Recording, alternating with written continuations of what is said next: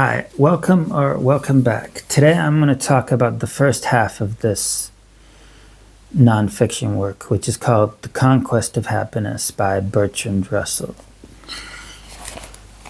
The first chapter is called What Makes People Unhappy, and he hints at what he will talk about later in this book, in this chapter. He says a startling thing in this chapter, which makes you almost like not believe what you've read almost.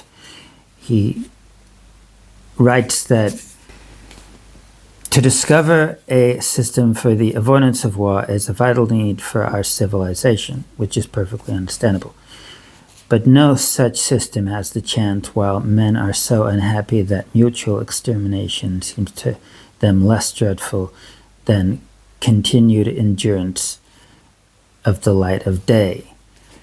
So he's basically saying that it seems to him that people would rather die than continue living. This is typical of Bertrand Russell's dramatic way of writing, and that's just the beginning. There are lots of good quotes you can extract from this book. Chapter 2 is called Byronic Unhappiness, and Bertrand Russell doesn't agree with this because he has an optimistic view that we can find happiness. But he's saying here how Byron, famously known as Lord Byron, a literary figure, was very pessimistic about us being happy, and he talks about other theorists in this chapter as well who are pessimistic that we can be happy. But the book really starts to get going in chapter 3. Don't be put off by chapter 2 because it is the hardest chapter to read in the book and quite intellectual. All the subsequent chapters are comparatively simple to read. Chapter 3 is called Competition, and in this chapter, Bertrand Russell sets out his idea that competition just makes us anxious and makes us unable to enjoy life because we are always focusing on keeping up with the Joneses. He thinks that by being over-obsessed with work, we fail to get properly cultured oftentimes. I'll read a quote from this chapter.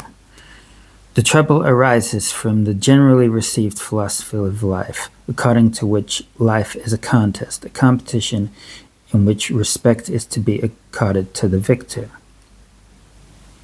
He basically thinks that a lot of people are so into competition that they fail to get happiness in life, especially from leisure, because they're so fixated on their jobs.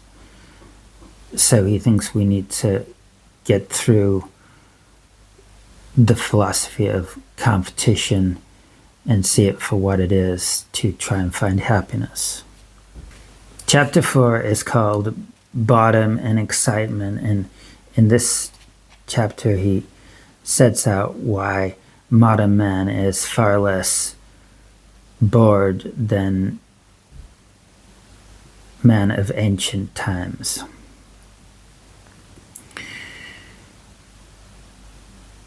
He comes up with amusing quotes that I can quote as well, such as, at 20, men think that life will be over at 30. And there is a bit of humor in this book. So he continues, I, at the age of 58, can no longer take that view.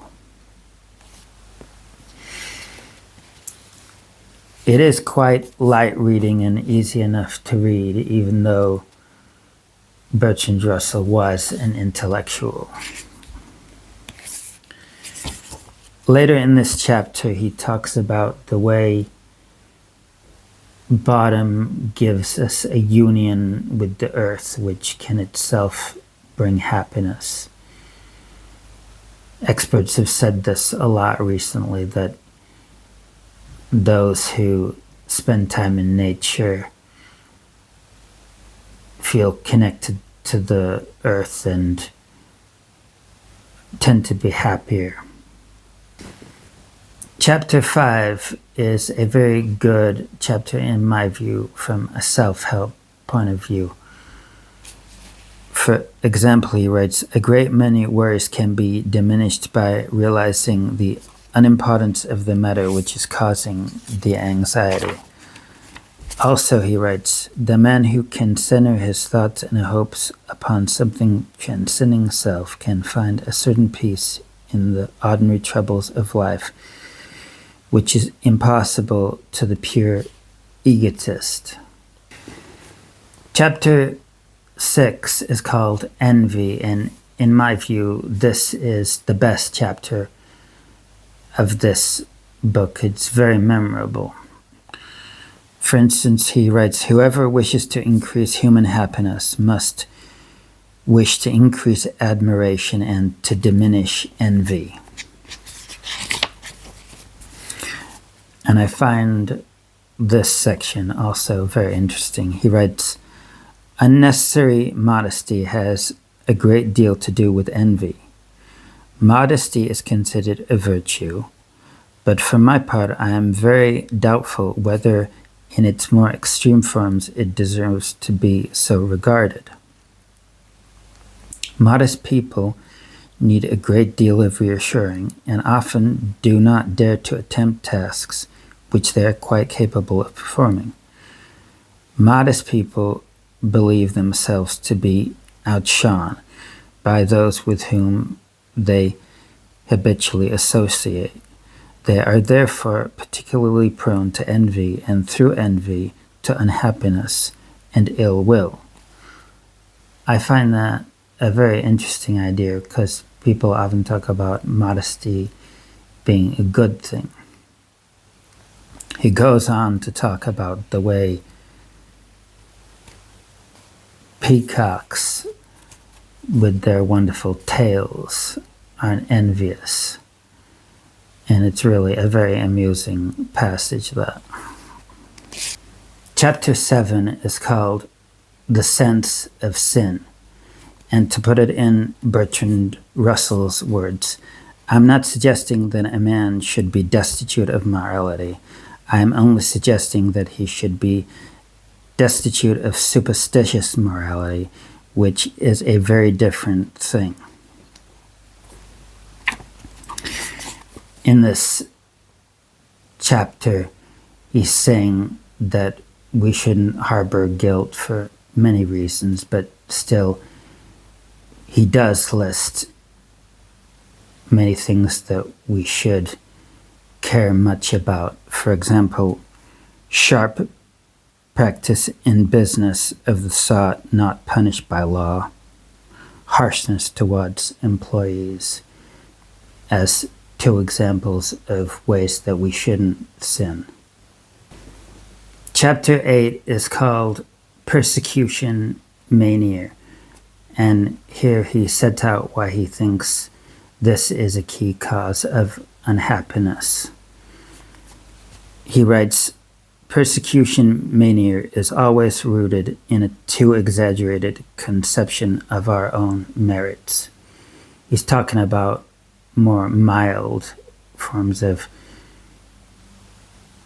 persecution mania here, not like the level of extreme mental disorder or anything.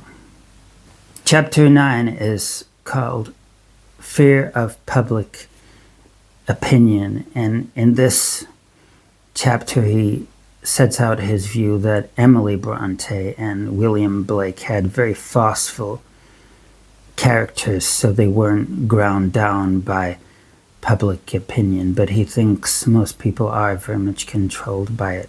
He writes, "But there are not many who have this degree of force in their inner life. To almost everybody, sympathetic surroundings are necessary to happiness."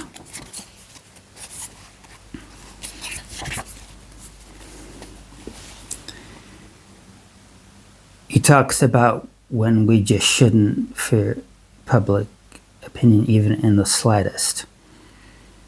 Where the environment is stupid or prejudiced or cruel, it is a sign of merit to be out of harmony with it.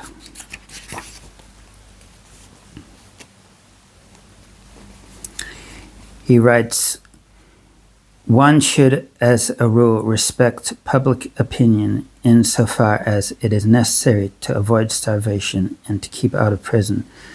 But anything that goes beyond this is voluntary submission to an unnecessary tyranny." I'll talk about part 2 of this book soon. This is a great book to discuss, so if you've got any opinions on it, please leave a comment below. Thanks for watching. I'll see you next time.